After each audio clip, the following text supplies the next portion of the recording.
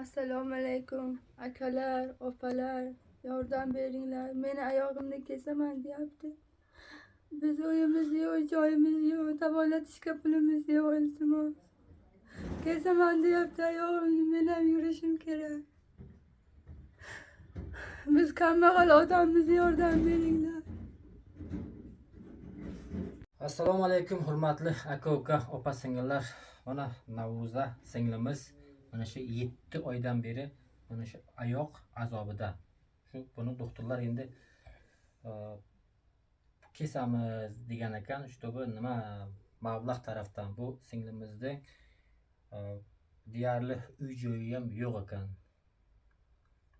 Hala qayerda yashaysizlar? Men Panjkentda yashayman. Kimda uyda yashaysizlar? Qaynimda uyda yashayman. Qayningiz uyda?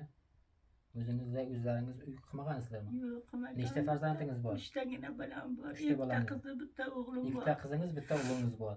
Bu nechinchi qizingiz? Bu endi birinchi Qizingiz. Nechinchi yil qizingiz? Qizim 18 ga kirdi endi. 18 ga kirdi. Bundan maydasi ham bor qizingiz, ha? Bundan maydasi ham bor. 15 ga kiradi o qizim. O'g'lingiz necha yoshda? O'g'lim 22 yoshga kirdi. O'g'lingiz nima ish qiladi hozir? Mardikorlik qiladi. Mardikorlik qiladi. Xo'jayiningiz bor? Xo'jayinim borlar. Xo'jayinim ham mardikorlik qiladilar. Bu qanday sodir bo'lgan bu? Bu mana shunday oyog'im og'riyapti deb shunday oyog'im doktorlarga olib bordim.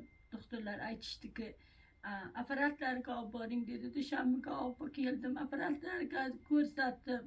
Yotqizish kerak dedi, yotqizdim. Panjkentga 2 marta yotqizdim, tuzalmadi, yana ishib ketaverdi oyog'i. Keyin Samarqandga yubordi doktorlar. Panjkentda doktorlari Samarqandga yubordi. Samarqandga olib borgandan keyin o doktorlar aytdiki, mayli davolatamiz, operatsiya qilamiz dedi, yaxshi bo'lib ketadi dedi o doktorlar. 10 kun yotqizdi, operatsiya qilishdi.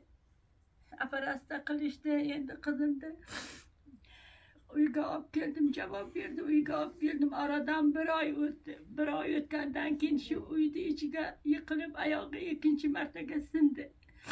2-chi martaga oyog'i sindi, doktorga olib bordim. Doktor aytdiki, yana shu doktorga olib boring, Samarqandga olib boring dedi, Samarqandga olib bordim. Yana operatsiya qilamiz dedi, oyog'iga temir qo'yamiz dedi. Yana operatsiya qilib oyog'iga temir qo'ydi. Mana yana shu ahvolga tushdi. Yaxshi bo'lmayapti, tuzalmayapti qizim. 7 oy bo'lib keldi, mana 7 oy kirdi endi 7-chi oy. Bas oyoqdan tarang ishib ketgan oyoqlar. Mana shu oyoq tarang ishib ketdi. Mana shu bugun dushanbani doktoriga aytdim. Shu bugun больницаdan mana javob berdi doktorlar. Olib boring dedi, katakdan olsin dedi. Yana 20 kundan keyin operatsiya qilamiz, kesamiz oyog'ini deyapti doktorlar. Hayvon hurmatli aka-ukalar, hamma o'zi bildi. Bu singlimiz Panjkent rayonidan bo'ladi. Endi buni bugun Dushanbaga kelgan ekan doktorga. Shu menga 1 oy oldin aytib yurgandi. Shu bugun nasib qilgan ekan, men ham shu bugun keldim. Hay mana Sberbank kartalarini menga yozib bergan ekan. Rossiyskiy Sberbank kartasi Ihson uchun kartasi Xotamov Mavluda kim bo'ladi bu? Heshim bo'ladi, jiyanim bo'ladi. Jiyaningiz bo'ladi? Xotamov va Mavluda. Sberbank karta Xotamov Mavluda ekan, jiyani bo'ladi ekan. Xo'p, Jo'rayev Najmiddin kim bo'ladi? Navro'zaning otasi bo'ladi. Navro'zaning dadasi bo'ladi. Xo'jayining dadasi bo'ladi ekan. Shunda Dushanba siti bor ekan. Shunga kim telefon qilaman degan aka-ukalarimiz ham telefon qilsalaringiz shu singlimiz saytida tushasizlar. Shu ya dadasiga ya singilchaga telefon qilib hol-ahvol so'rasalaringiz ham bo'ladi.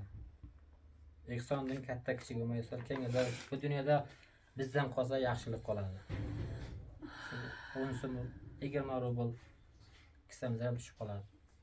Shu bir kunda bir ikkita sigaret chekmasak shu singlimizning quvonishiga sherik bo'lamiz. Sog' bo'lasizlar, omon bo'linglar. Oldindan hammaga kattadan katta rahmat, kim yordam qildi, nima qildi. Yana keyinroq sizlarga yana bir bor ma'lumot berib o'tamiz shu singlimizdan. Nima bo'ldi, oyog'i nima bo'ldi, hammasini bir haftadan keyin yana bir bor ma'lumot beramiz. Sog' bo'lingizlar, omon bo'lingizlar. iltimos sizlardan.